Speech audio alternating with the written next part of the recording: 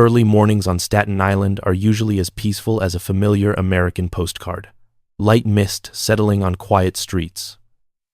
Small neighborhood gardens still asleep before the sun has a chance to wake them. No one realized that beneath all that calm, a secret was beginning to crack open at the heart of an immigrant family chasing their version of the American dream. On that day, you would have seen a successful Russian immigrant. A businessman who often told friends that America was the place where he had found a new kind of hope. You would have seen his young, beautiful wife and 2 children far too little to understand that their lives were about to change forever. And then, just when everything seemed to be moving as usual, the husband vanished. No note, no trace, not a single phone call to explain. But what terrified the community wasn't the disappearance itself. It was how he was found afterward. A plastic bin drifting in cold water, and inside it, a truth no one ever wants to face. Immediately, the questions tightened around the neighborhood. What happened inside that elegant home on Tot Hill? Can a man simply walk out of his own life? Or did someone else decide to write his ending for him? And beyond that, why? Behind the shocking headlines was the pain of 2 children, the confusion gripping their extended family, the fractures spreading through a Russian immigrant community long known for its strength and unity. This wasn't just a crime. It was a slice of American life, a reminder that in this country, dreams and disasters sometimes stand only a closed door apart in the middle of the night. And as the truth began to surface, it forced everyone to ask the same question. What could make a family that looked so perfect fall apart this completely? To understand the impact this case had on the community, we have to step back to a time before the tragedy. Back to the image of a man you could easily find in any immigrant neighborhood across America. Someone who sacrificed everything just to begin again. That man was Borys Kiejliches. Borys was born and raised in Russia during a period of constant transition. He watched the economy swing wildly. He watched friends and family fight day by day just to hold on to hope. Maybe that was what pushed him to carry a different kind of ambition. An ambition to find a place where personal effort could genuinely change a person's future. For many people, the American dream is just an idea. The only road he believed could lead his family away from the instability they had known for so long. Those who knew him described Borys as a man shaped by old-world values. Quiet, serious, yet warm in a way that wasn't showy. Never loud, never boastful. He spent most of his time working in the aviation fuel business, an industry that demanded sharp focus, discipline, and the ability to make hard decisions. But no matter how busy he was, he always made room for his children.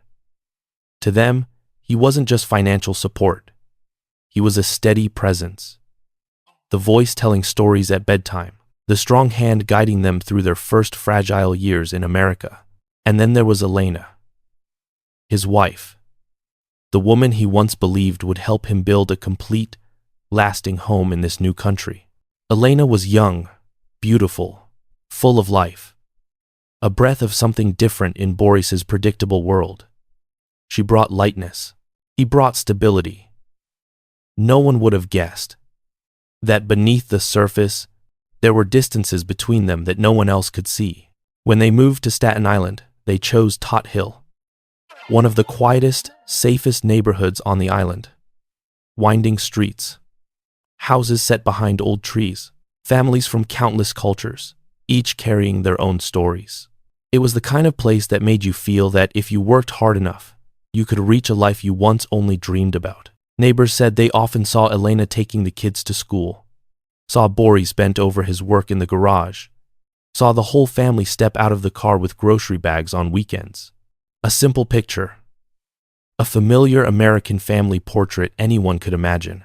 What no one saw, though, was the exhaustion growing in Borys's eyes during those final months. The small arguments neighbors heard only faintly through a door that hadn't fully closed. And those signs, as people would later realize, were the hairline fractures hinting at something much larger, forming beneath the surface of what looked like a perfect life. In many immigrant communities, silence is often used as a way to protect image. pain tucked behind polite smiles, anxiety hidden beneath words like everything is fine. The Kiejliches family may have been no different. They kept their struggles to themselves, invisible to the outside world. And that secrecy made the tragedy, when it happened, feel even more shocking. Because when a man like Borys is gone, the loss stretches far beyond a victim. The community loses a piece of its story, its fight to belong in America. They lose a symbol of hard work, resilience, and hope. 2 young children lose their father. A family loses its foundation, and a community loses the sense of peace it believed it had built. This case didn't just open the question of who killed Borys. It opened a deeper one. What happened inside this family? And what could turn their American dream into something so dark, so irreversible? To understand that fateful night, we have to stitch together each fragment of time. Each moment that looked ordinary on the surface, but carried a quiet tension no one in Tot Hill recognized at the time. A string of days that investigators would revisit dozens of times later, analyzing every hour, every minute, hoping to uncover what really happened to Borys Kiejliches. 3 days before Borys vanished, neighbors saw him come home later than usual. He stepped out of his car with his phone still gripped tightly in his hand, his expression heavy, as if he had just faced something weighing on him. An older neighbor recalled that he greeted them, but his smile never reached his eyes. Small details that meant nothing then. Every family has difficult days, but once the tragedy unfolded, that shift in his demeanor chilled everyone who remembered it. 2 days before he disappeared, a heated argument erupted inside the house. Neighbors heard raised voices for a moment, before the door quickly slammed shut. No one knew what the argument was about, but later, in the investigation files, one detail stood out. That same day, Borys contacted his bank to change his wife's access to certain accounts, something he had not told anyone, and perhaps a change that added even more strain to the atmosphere inside their home. 1 day before he went missing, Borys spent the afternoon playing with his children. Friends still recall this memory with a tightness in their voice, because it now feels like the last peaceful moment the family ever shared. He took the kids into the backyard, taught them how to kick a soccer ball, how to tie their shoes. No one knows what that look in her eyes meant, but it was one of the few remaining times the family stood together under the warm Staten Island sunset. That evening, Borys had a phone call that lasted more than an hour with a close friend. A call investigators later considered a key piece of the case. Borys vented about work, about financial worries, and briefly about feeling like he was losing control of things at home. His friend didn't fully understand what he meant. He simply told Borys to get some rest, that things would look better in the morning. But for a man trying to keep his family from falling apart, that advice was likely not enough. And then we reached the night of March 24th. The night everything happened. Around 8 p.m., neighbors saw the lights inside the Kiejliches' home flicker on and off several times. A small detail, but one investigators later took note of. Something was happening inside. Movement. Tension. Something off. Something only those inside the house would know. Around 9:30, Borys was seen for the last time, closing the garage door.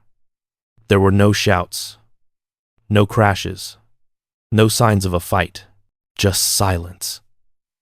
And somehow, that silence made the night far more unsettling. From that moment on, the timeline becomes blurry. Only phone records and witness statements remain. Around 10 p.m., Elena called a man named Messiah Justice, a name that would later sit at the center of the investigation. She spoke briefly, rushed, her voice shaking. Records show she called twice. And in the second call, the man told police she claimed she was in danger and needed him to come immediately. Around 10:30, Borys's phone went dark. A complete blackout described by technicians as a sudden disappearance from the map. At 11 p.m., a traffic camera captured a dark Range Rover, leaving the Tot Hill area. But the timing was too precise for detectives to ignore, and from there, the story falls into a month-long void.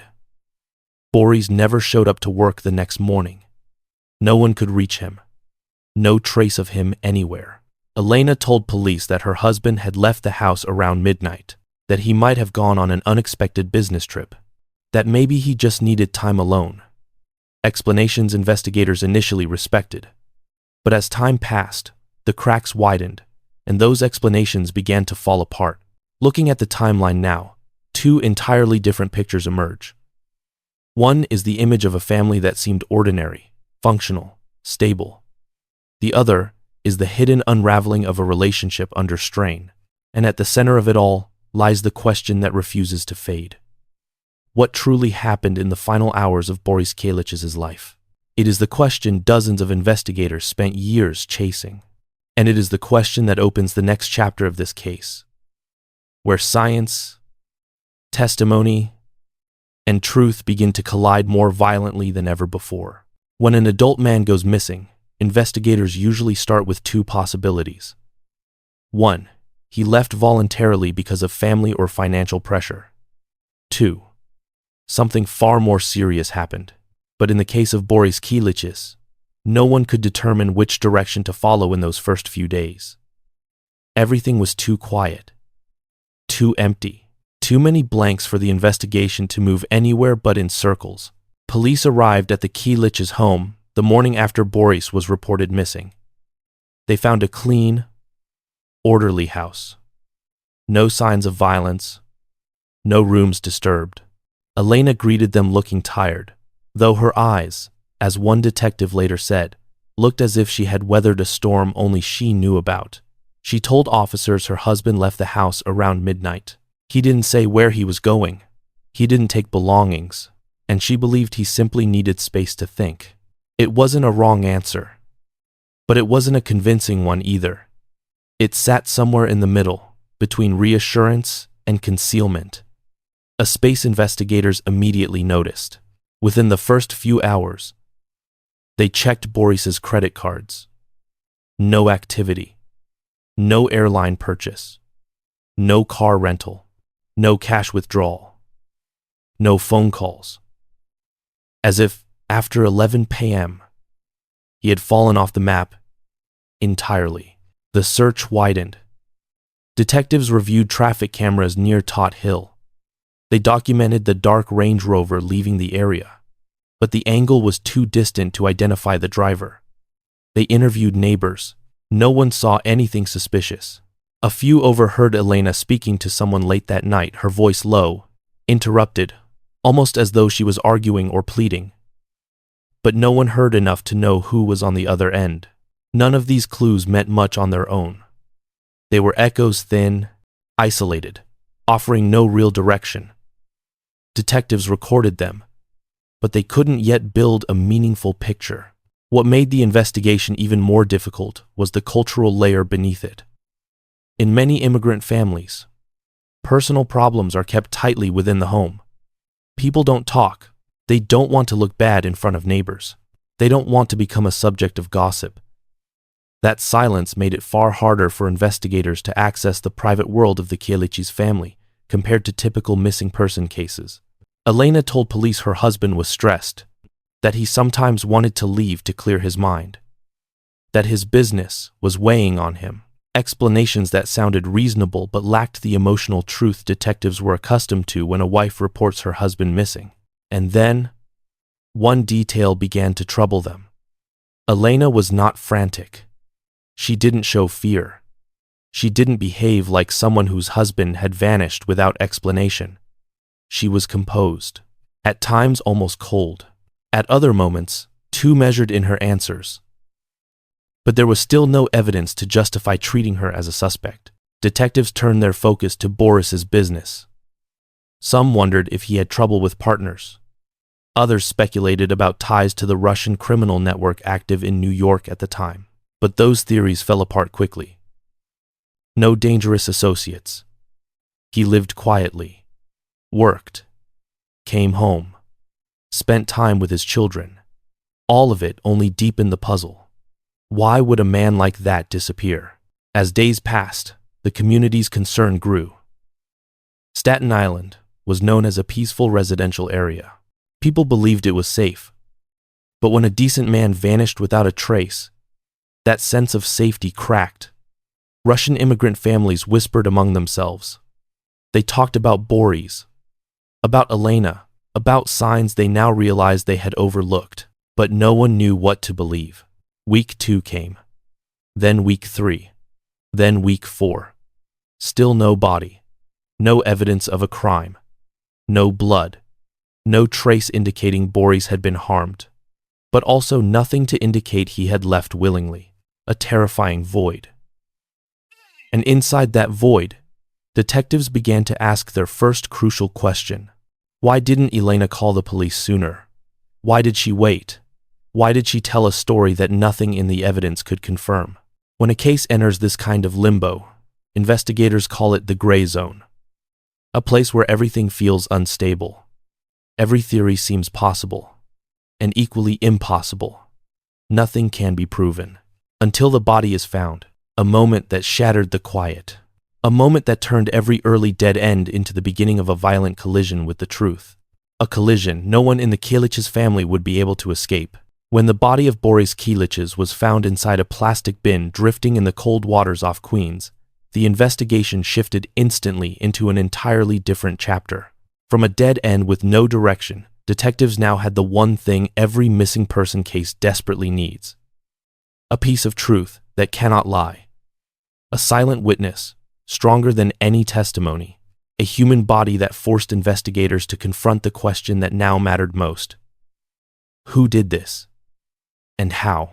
Forensics is more than science. It is the victim's final voice. And in this case, Borys's body carried more stories than anyone expected.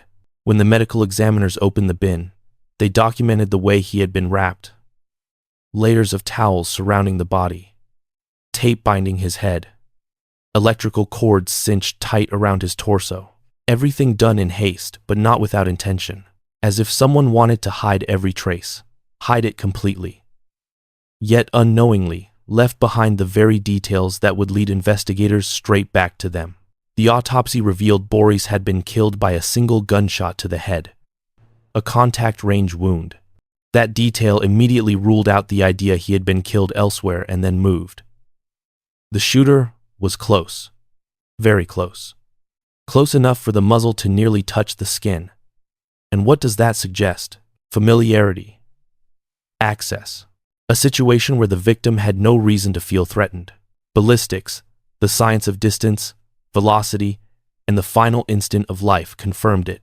Analysts examined the burn marks around the entry wound. The distribution of gunpowder, every indicator pointed to a near-contact shot. The weapon appeared to be a large-caliber firearm, not something casually carried. And the most notable finding. The shot was delivered while Borys was lying down or bent forward. That opened a chilling possibility. He may have been asleep, or utterly unaware of what was coming. In forensics, a bullet doesn't just describe death. It describes the killer. Who could access such a weapon? Who could get that close? Who could stand over the victim long enough to pull the trigger? DNA evidence contributed another layer of clarity. Although the body had partially decomposed in water, the towels and electrical cords carried fibers and trace materials matching items inside the Kiejliches home. This didn't just indicate where the killing took place. It narrowed the pool of people with access to those household objects. A small circle. Too small to dismiss. On several of the towels, technicians found faint, incomplete fingerprints too blurred to identify. But what mattered was their absence. Surfaces wiped so thoroughly they appeared unnaturally clean. Forensic teams noted it immediately. A deliberate attempt to erase evidence often becomes evidence itself. But perhaps the most significant finding came from toxicology. In Borys's bloodstream, they detected traces of a sedative. Not enough to kill, but enough to slow him down, dull his reflexes, reduce his awareness. Which introduced a new possibility. If Borys did not resist when he was shot, it may have been because he had already been weakened, not by violence, but by medication. Then came the digital evidence. Cold data, accurate to the minute. Borys's phone went silent after 11 p.m. No signal, no location, no digital footprint at all. But the real focus landed on Elena's phone. 2 calls placed in the middle of the night to the same man, Messiah Justice. Both brief, both urgent, both within minutes of each other. Behavior that forensic analysts flagged as extremely significant when occurring at the likely time of death. Another piece fell into place with the dark Range Rover leaving the area.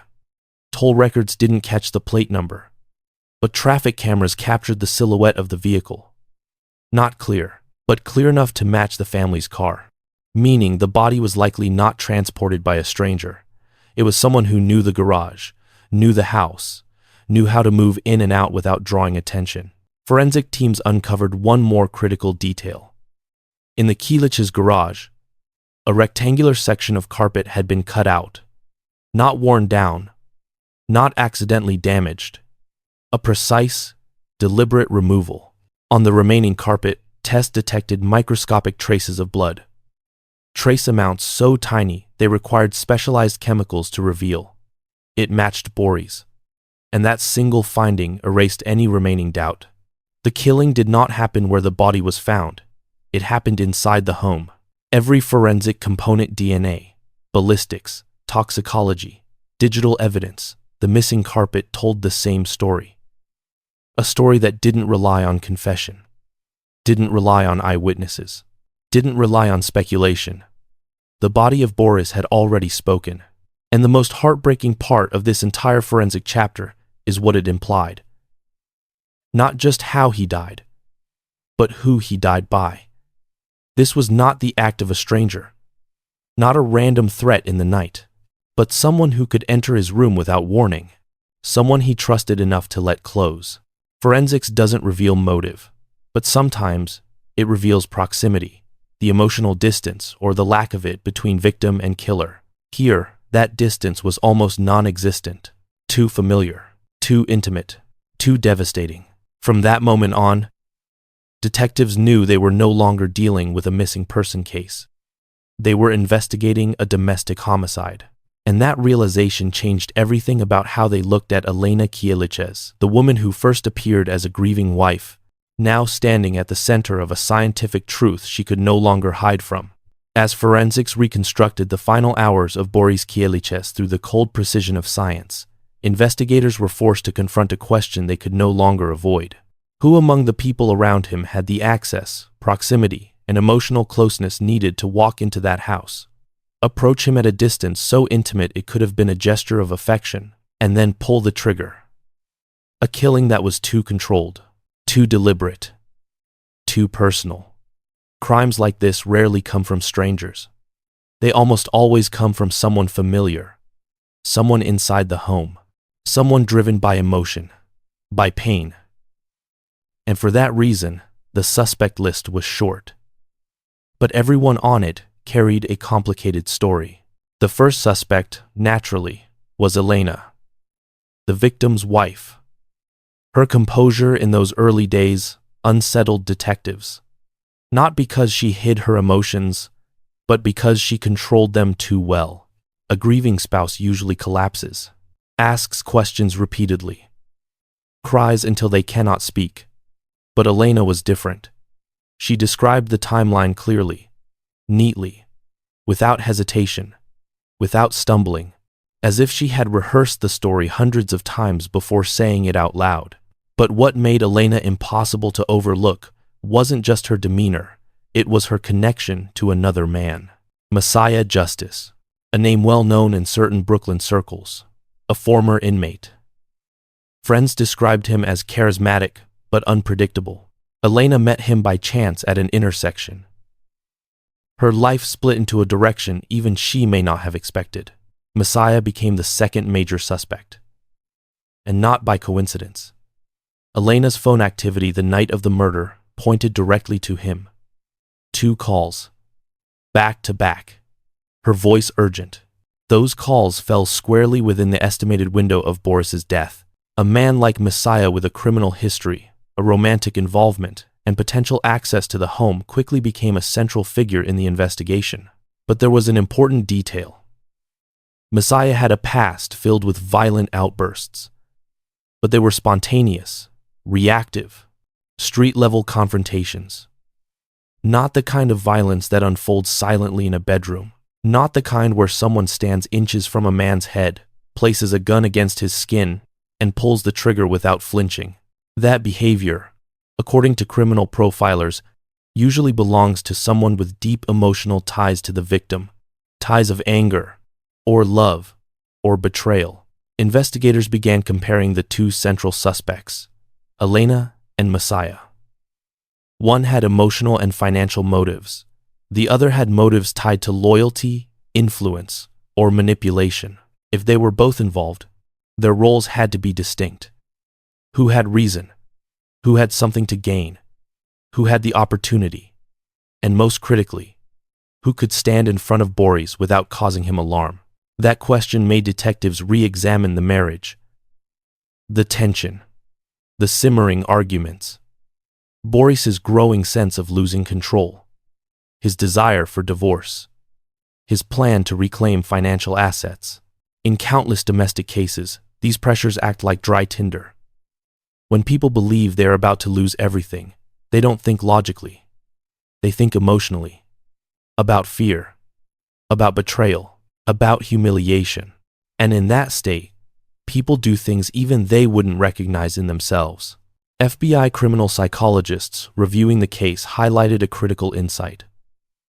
The post-crime behavior, the wrapping of the body, the sloppy cleanup, the method of transporting the remains was clumsy, rushed, lacking any professional detachment. It looked like someone swept up in an emotional eruption, then scrambling desperately to hide what they had done. Not strategy, and that narrowed the suspect list even further. In psychological profiling, there is a rule of thumb. The more personal the killing, the closer the killer likely is to the victim. A stranger cannot approach Borys the way the shooter did. A stranger cannot walk into his home without breaking in. A stranger would not know where items were stored, would not know whether the garage had cameras. Still, detectives didn't stop there. They explored business partners, friends, employees from the aviation fuel company, but none of them had motive. None of them would gain anything by killing a man like Borys. The financial, emotional, and interpersonal incentives simply didn't exist, which left only one remaining storyline: the family itself. As the investigation progressed, detectives noticed a striking parallel between the two primary suspects. Elena and Messiah both had something to lose. Elena risked losing her lifestyle, her assets, her public image. Messiah risked losing the woman he believed trusted him, losing the emotional bond that gave him purpose, losing the chance to remake himself. But there was a crucial difference. Messiah lied often but rarely planned. Elena, however, showed the opposite tendency. Her behaviors, her answers, her subtle shifts in detail, all suggested someone who could control a narrative, someone who hid emotions deliberately, someone who knew how to construct a version of events that placed her in a far larger psychological frame, not just as a woman caught in conflict, but as someone who might have played a central role. Profilers describe this mindset as a blend of woundedness and control. When life unravels, when finances collapse, when love fractures, when pride is threatened, some individuals act not out of hatred, but out of an overwhelming need to protect themselves from losing everything they believe defines them. It is a complicated psychology, a shadowed space between fear and ambition, and in that space, Elena became a suspect investigators could not ignore. Detectives still couldn't draw definitive conclusions, but from forensics, behavior, psychology, and digital evidence, every small sign pointed in the same direction, and that is when the investigation entered its next phase. The phase where even the smallest discovery could flip the entire case on its head. For weeks, the case of Borys Kiejliches spun in the same frustrating circle. The family waited, the community worried, detectives wore themselves down. But the toughest cases are not always solved with one dramatic breakthrough. Sometimes they crack open because of the smallest pieces, overlooked details, things that seem meaningless at first, but quietly become the key that unlocks the truth. The first turning point came from the darkest object in the case, the plastic bin drifting on the water. While examining the layers of tape wrapped around it, the crime lab found something almost invisible. A thin fiber, tiny dust particles like ash, and a sliver of nylon embedded in the adhesive. All of it too small for the naked eye to catch. But forensics misses nothing. When analysts compared those fibers to samples taken from Borys and Elena's home, they found a crucial match. The fragment was identical to the section of carpet that had been cut out of their basement. Not just the same type. The same fiber structure, the same color density, the same weave. That meant one thing. Whoever handled the body came from that house, and that tiny scrap of fabric no bigger than a thread became the failed escape route of the killer. Detectives went back to the scene. The quiet basement now felt louder than any interrogation room. A missing rectangle of carpet, a lighter patch on the floor beneath it. Under UV light, faint specks glowed across the surface like scattered stars. They also noticed areas of the floor that had clearly been scrubbed too hard. The kind of cleaning done by someone who has never tried to hide a crime scene before. Someone who doesn't know what to clean, what to leave alone, and what will draw more attention. That led to an important conclusion. The killer was not a professional, and they were acting in a state of panic. But the real shift in the investigation came from somewhere else entirely. The phones. In older cases, phones were just tools for talking. By the year 2000, they had begun to leave behind more than conversations. Timestamps, cell tower hits, crude location data. Not perfect, but enough to build a rough timeline. By reconstructing Messiah Justice's movements through cell tower records, investigators saw that his phone had pinged near Elena's home within hours of the likely time of death. Just as suspicious was Elena's call pattern. All through the night, repeated, rushed, the digital footprint of someone clawing for control. These were not the calls of a wife whose husband had simply gone missing. They looked more like calls to someone who already knew what had happened. Calls to check, to push, to make sure the situation was being handled. Buried in those records was one short call. A call that later became the catalyst for the entire case. A call at 10:52 p.m., lasting only a few seconds. But it lined up almost perfectly with the time Messiah claimed Elena summoned him to the basement. When detectives overlaid the phone data with the crime scene reconstruction, the autopsy report, and neighbor statements about strange noises in the night, the pieces started to lock together like teeth on a gear. Still, it wasn't quite enough. The next break came from another overlooked detail.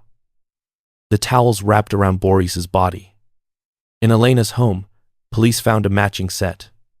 Same color, same fabric, same production series. And this wasn't a discount store batch. It was a high-end line sold in limited lots. Not many homes had them.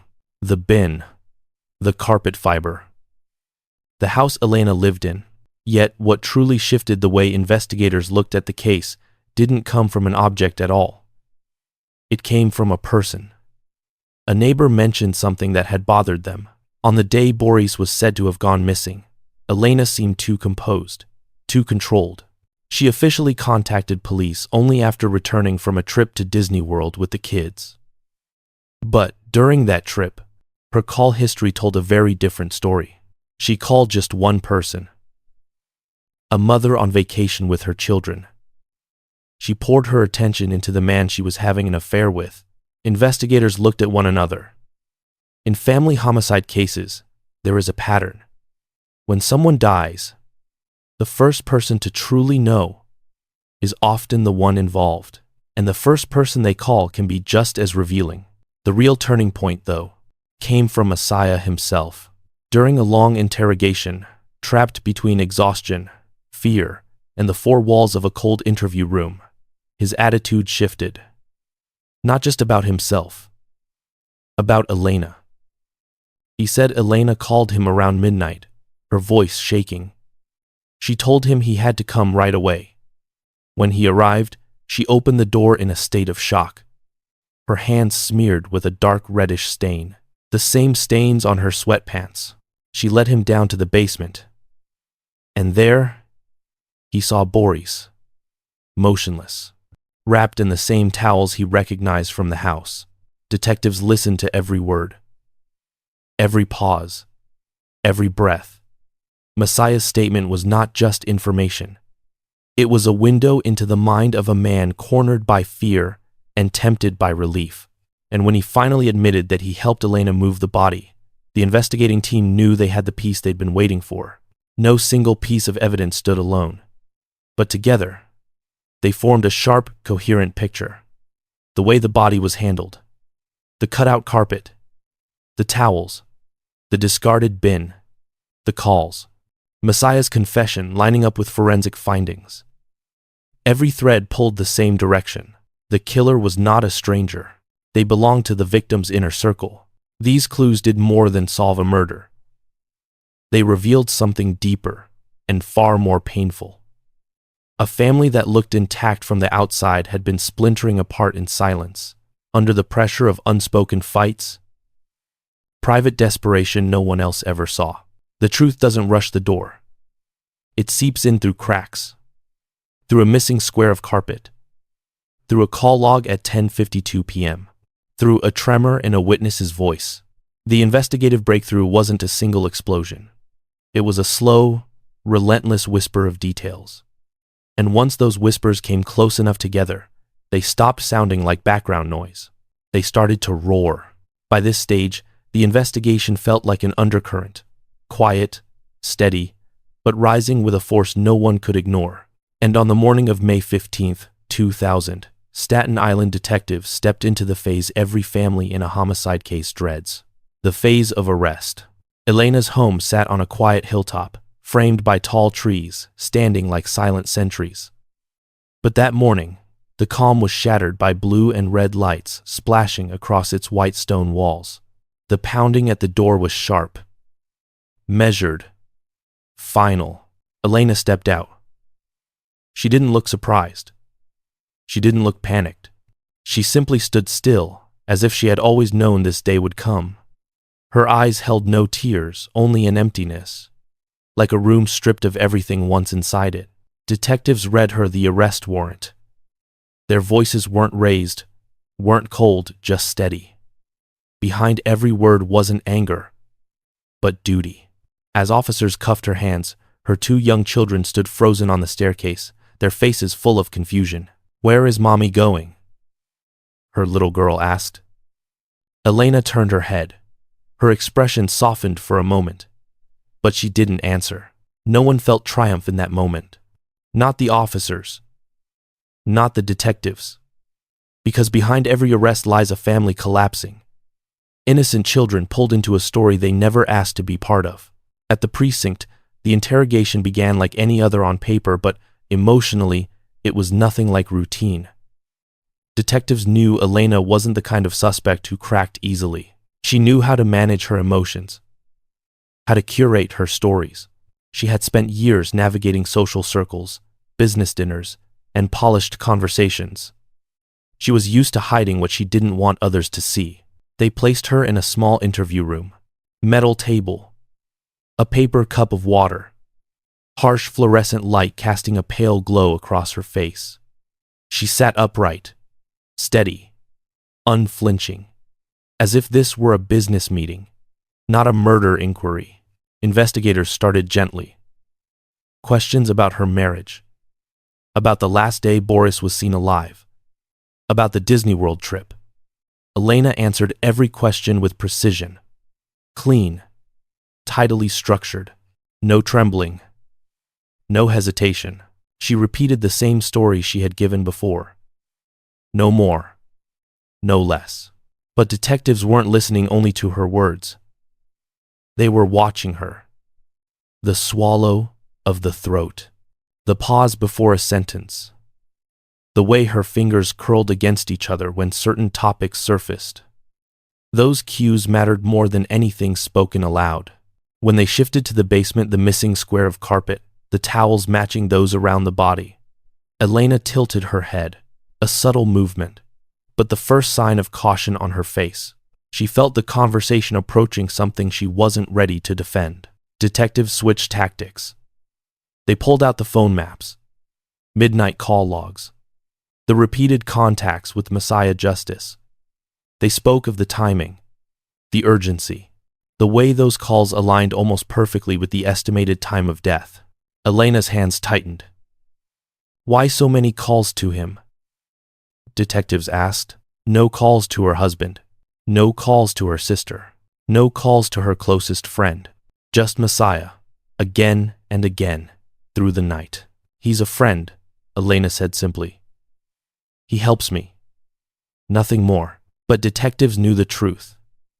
The fewer words someone uses in an interrogation, the more they're fighting for control. So they brought Messiah into the room next door. While Elena stayed silent behind her wall of calm, Messiah's wall began to crack. The pressure weighed on him. His bravado dissolved. This wasn't street trouble. This wasn't a scuffle with police. A man was dead, and he knew he was in the middle of it. Hours passed before the shift finally came. Messiah's voice lowered. His shoulders sagged. He stopped deflecting. He stopped circling the questions, and he talked. He said Elena had called him around midnight, her voice shaking, telling him to come immediately. When he arrived, she opened the door in a panic, her hands smeared with dark red, stains on her sweatpants. She pulled him into the basement, and there he saw Borys motionless, wrapped in the same towels detectives had collected. Detectives listened to every word, every breath. Messiah's confession wasn't just evidence, it was the psychological unraveling of a man trapped between fear and relief. He finally admitted helping Elena move the body. He said Elena told him she had shot her husband because she couldn't bear the pressure of divorce, the fear of losing her lifestyle, the fear of watching her world collapse. Messiah believed her, and that belief put him right in the middle of a homicide. When detectives carried Messiah's statement into Elena's interrogation room, she did not react at first. Her face remained a mask. But then, just for a second, there was a flicker at the corner of her eye, a deeper breath, a slight tension through her shoulders. For the first time, Elena was no longer in control. Detectives pressed her. Why would Messiah lie? How could he describe the basement in such detail? The cold concrete smell, the exact position of the body, the way the towels were wrapped. How would he know any of this unless he had been there? And if he was there, who pulled the trigger? Elena said nothing, a silence heavy as metal. Not the silence of innocence, the silence of calculation. Minutes ticked by. The only sound was the wall clock, each click pulling her a little closer to the truth she refused to face. The interrogation ended exhausted, unresolved. Elena was taken to holding. Messiah placed in a separate cell. Two people once bound together, now standing on opposite ends of their own confessions. One silent, one speaking. And when the case file moved to the district attorney's office, detectives understood something important. The hardest part of the investigation was finally over. But the most painful part was only beginning. Because behind these statements, behind the blood, the fibers, the phone calls wasn't just a crime. It was the collapse of a family that once believed that if they worked hard enough, America could give them a brand new life. The truth had surfaced, and it revealed far more than Borys's death. It revealed what happens when fear, jealousy, and desperation collide in one irreversible night. The trial of Elena Kiejliches opened on a humid June morning. New York felt heavy that day. Reporters crowded the steps of the Staten Island courthouse, shoulder to shoulder, cameras raised. This case had everything the public couldn't look away from. A wealthy businessman, a beautiful wife, a controversial lover, a body left in a plastic bin, and a justice system forced to answer a single question. What truly happened inside that elegant home on Tot Hill? Inside the courtroom, the atmosphere shifted entirely. It was solemn, still, almost ceremonial. Elena entered wearing a simple cream-colored outfit. Gone was the poised elegance from old photographs. Gone was the unshakable composure she held during interrogation. But she remained controlled, contained, as if she understood her life now, rested in the hands of the 12 strangers seated just feet away. The prosecutor opened without theatrics, just steady, deliberate truth, stitched together through science, testimony, and broken lives. He spoke of a marriage deteriorating under pressure, of financial strain, of an affair spiraling beyond control, of arguments that pulled everyone into a vortex they could no longer escape. He pointed to the cut carpet, the towels identical to those found with the body, the late-night calls, the cell tower data, and finally the testimony of Messiah Justice. He didn't paint Elena as a monster. He painted her as human. A woman whose American dream was slipping through her fingers. A woman terrified of losing the life she had built. A woman who made a catastrophic choice when she felt cornered. But, he reminded the jury, the defense attorney rose with an entirely different narrative. He cast Elena as the victim, under the influence of a dangerous man who manipulated her, steered her, and ultimately dragged her into a crime she didn't commit. He hammered at Messiah's criminal history. He asked why the jury should believe a man who had every incentive to twist the truth to save himself. Both sides argued with precision. No shouting. No spectacle. Just two sharply opposing realities.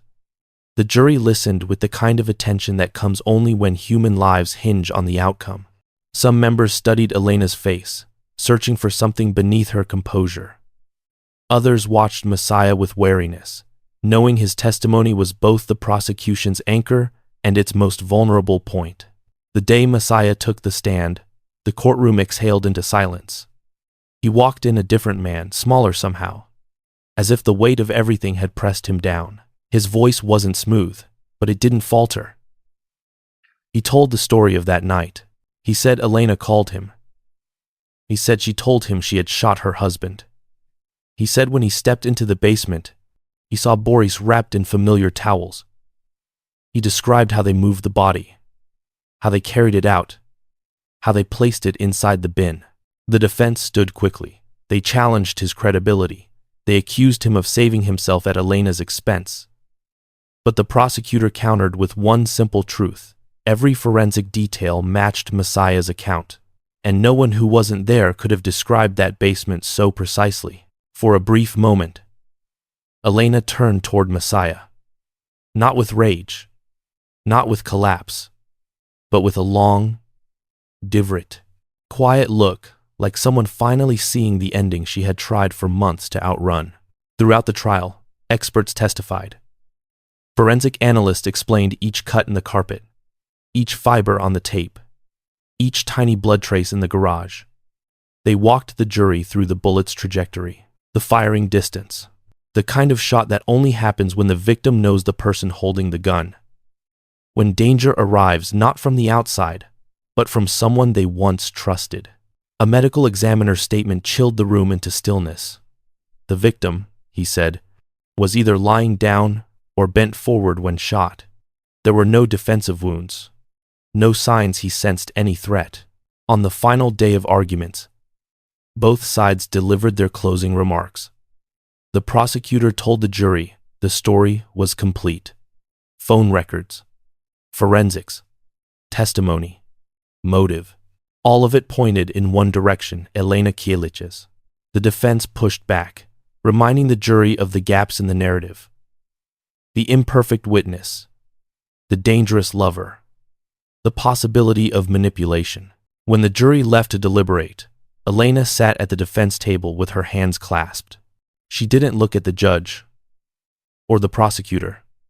She stared at the empty space in the gallery, a place where no one sat, a space that seemed to represent everything she had lost. It took the jury less than 3 hours. When they returned, the courtroom rose. Elena turned toward them. No one knew whether she hoped for mercy or braced for the inevitable. The foreperson read the verdict: guilty, second-degree murder, and tampering with evidence. Elena did not sob. She didn't collapse. She simply closed her eyes for a single, fragile second, as if she felt the floor shift beneath her life, as if everything she had tried to control had finally broken loose. The prosecutor gave a faint nod, not of triumph, but of solemn acceptance. Outside, the Staten Island wind blew harder than usual. People watching via local news broadcasts let out quiet breaths they had held for weeks. Partly because they knew the children in this family would grow up carrying the shadow of this story. The judge delivered the sentence, 22 years to life. Elena bowed her head. No protests. This was always where her path would end. As officers led her out of the courtroom, she turned once more. No one could say for sure who she looked at. Some believed she looked toward the empty row where her family once sat. Others believed she looked directly at Messiah, and some believed she was staring at the version of herself she no longer recognized. The verdict was read.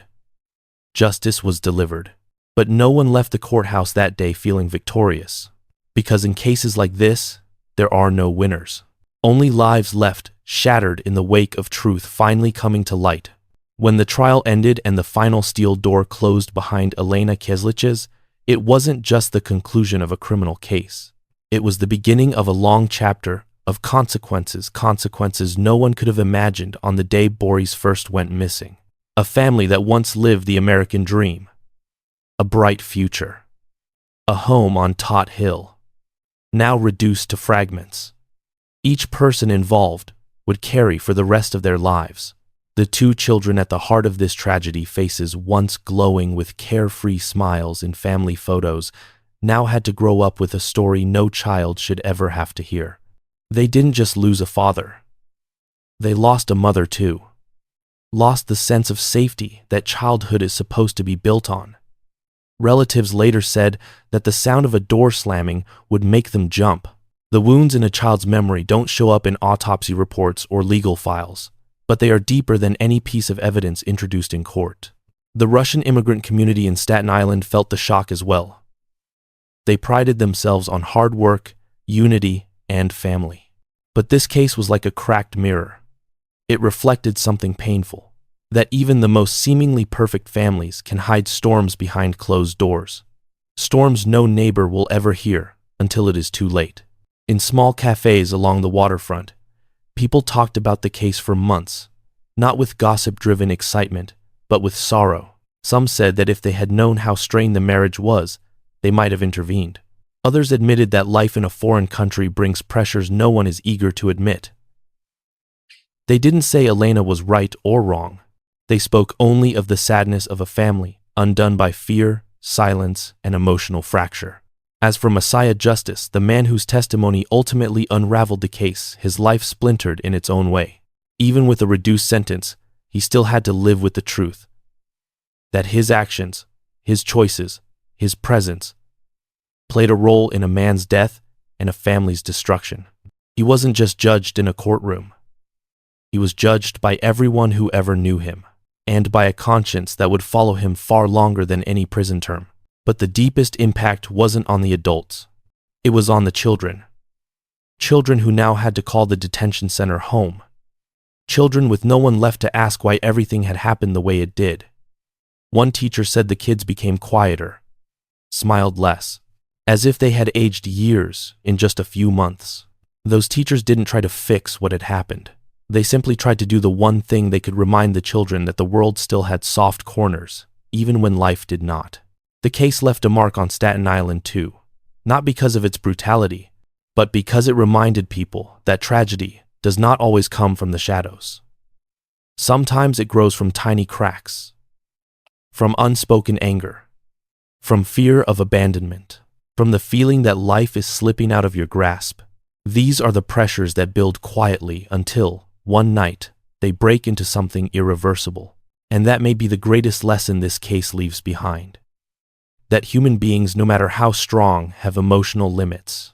When fear of loss mixes with loneliness and pressure, people can act in ways they never believed they were capable of. What haunts people about this case is not just the crime itself. It is the question, whispered beneath every detail.